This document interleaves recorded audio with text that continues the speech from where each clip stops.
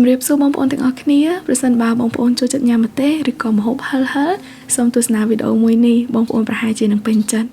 ថ្ងៃនេះខ្ញុំសូមបង្ហាញបងប្អូនអំពីរបៀបធ្វើម្ទេសឆាពីរបែបពីររសជាតិប៉ុន្តែវិធីងាយមែនទែនហើយចំណេញពេលវេលាថែមទៀតឥឡូវនេះសូមតាមដានអំពីវិធីធ្វើទាំងអស់គ្នាជាធម្មតាពេលធ្វើម្ទេសឆាយើងច្រើនតែប្រើម្ទេសស្រស់ប៉ុន្តែដោយសារខ្ញុំអត់មានម្ទេសស្រស់អញ្ចឹងខ្ញុំប្រើម្ទេសក្រៀមជំនួសវិញហើយម្ទេសក្រៀមនេះមានចំនួន2ខាំកន្លះខ្ញុំនឹងយកវាទៅត្រាំទឹកឲ្យរីកជាមុនសិនប្រសិនបើបងប្អូនចង់សាកល្បងធ្វើម្ទេសឆានេះបងប្អូនអាចប្រើម្ទេសស្រស់បានហើយបើសិនជាប្រើម្ទេសស្រស់សូមប្រើប្រហែលជា1គីឡូ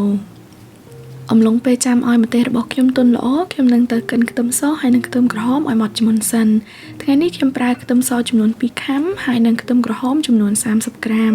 តាមពិតទៅខ្ញុំចង់ប្រើខ្ទឹមក្រហមច្រើនជាងនេះប៉ុន្តែដោយសារខ្ញុំអត់មាននៅសល់តែប៉ុណ្ណឹងអញ្ចឹងខ្ញុំដាក់តែប៉ុណ្ណឹងទៅអញ្ចឹងបើសិនជាបងប្អូនមានហើយចង់ដាក់ច្រើនជាងនេះក៏បានដែរពេលដែលយើងកិនខ្ទឹមសនិងខ្ទឹមក្រហមម៉ត់ល្អហើយយើងដួសវាចេញហើយទុកម្ល៉េះសិន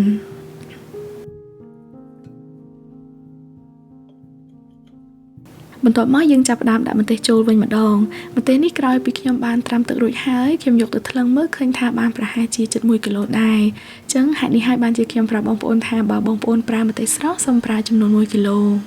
ឥឡូវនេះខ្ញុំបានកិនម្ទេសរួចរាល់អស់ហើយដូច្នេះខ្ញុំនឹងចាប់ផ្ដើមដាំខ្ទះមួយហើយដាក់ប្រេងឆាចំនួន300មីលីលីត្រនៅពេលដែលប្រេងឆានៅត្រជាក់នៅឡើយខ្ញុំក៏ដាក់ខ្ទឹមសហើយនិងខ្ទឹមក្រហមចូលដោយបងប្អូននឹងហៅថាបើសិនជាយើងចាប់ផ្ដើមបំពងខ្ទឹមនៅពេលដែលប្រេងឆានៅត្រជាក់នៅឡើយខ្ទឹមរបស់យើងនឹងមានក្លិនឈ្ងុយកាន់តែខ្លាំង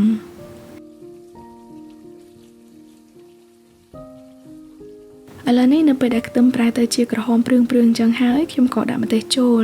យើងមិនចាំបាច់ចាំរហូតតែខ្ទឹមឡើងស្រួយនោះទេ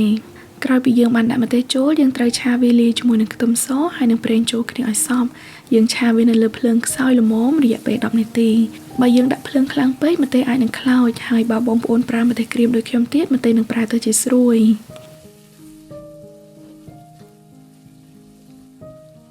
បន្តមកទៀតខ្ញុំនឹងចាប់ផ្ដើមដាក់គ្រឿងផ្សំរសជាតិមានដូចជាទឹកស៊ីអ៊ីវ3ស្លាបព្រាបាយទឹកប្រេងខ្យង5ស្លាបព្រាបាយហើយនិងស្ករ2ស្លាបព្រាបាយបន្ទាប់មកយើងត្រូវឆាវាឲ្យដាច់ទឹកសម្រាប់ម្ទេសឆានេះខ្ញុំយករសជាតិបែបសាបប៉ុន្តែបើសិនជាបងប្អូនចូលចិត្តរសជាតិខ្លាំងជាងឧទាហរណ៍ដូចជាចូលចិត្តរសជាតិផ្អែមជាងអាចថែមស្ករច្រើនជាងនេះក៏បានដើម្បីដឹងថាម្ទេសនេះដាច់ទឹកឬក៏អត់បងប្អូនអាចសង្កត់មើលម្ទេសដែលយើងឆាដាច់ទឹកល្អនៅពេលដែលយើងសង្កត់ទៅឃើញថាវាចេញប្រេងថ្លាមកបែបហ្នឹងហើយសាច់ម្ទេសទន់ល្អមែនទែនឥឡូវនេះវិធីឆាម្ទេសទី1របស់ខ្ញុំបានរួចរាល់ហើយយើងចាប់ផ្ដើមធ្វើម្ទេសឆាបែបទី2វិញម្ដងគ្រឿងផ្សំដែលយើងត្រូវការមានដូចជាគល់ស្លឹកគ្រៃកន្លះខាំហើយនិងរំដេង30ក្រាមយើងត្រូវហាន់វាឲ្យបានស្ដើងហើយយកទៅបុកលាយជាមួយនឹងអំបិលកន្លះស្លាបព្រាកាហ្វេនៅត្រង់កន្លែងនេះបើសិនជាបងប្អូនចង់យកគល់ស្លឹកគ្រៃហើយនិងរំដេងយកទៅកិនក៏បានដែរប៉ុន្តែខ្ញុំយកវាមកបុកនៅក្នុងត្បាល់ដោយសារខ្ញុំចង់ឲ្យវាចេញក្លិនឈ្ងុយកាន់តែខ្លាំងបន្ទាប់មកទៀតយើងត្រូវដាំប្រេងឆា100មីលីលីត្របើសិនជាបងប្អូនចូលចិត្តម្ទេសឆាដែលរាងរាវហើយមានប្រេងច្រើនជាងអាចដាក់រហូតដល់200ឬក៏300មីលីលីត្រក៏បានបន្ទាប់មកទៀតយើងត្រូវដាក់គ្រាប់ដកគំចំនួន1ស្លាបព្រាបាយដើម្បីយកពណ៌បងប្អូនខ្លះហៅគ្រាប់នេះថាគ្រាប់ការីពេលដែលយើងលីងគ្រាប់ដកគំនៅក្នុងប្រេងឲ្យចេញពណ៌ល្អហើយយើងត្រូវស្រង់វាឡើង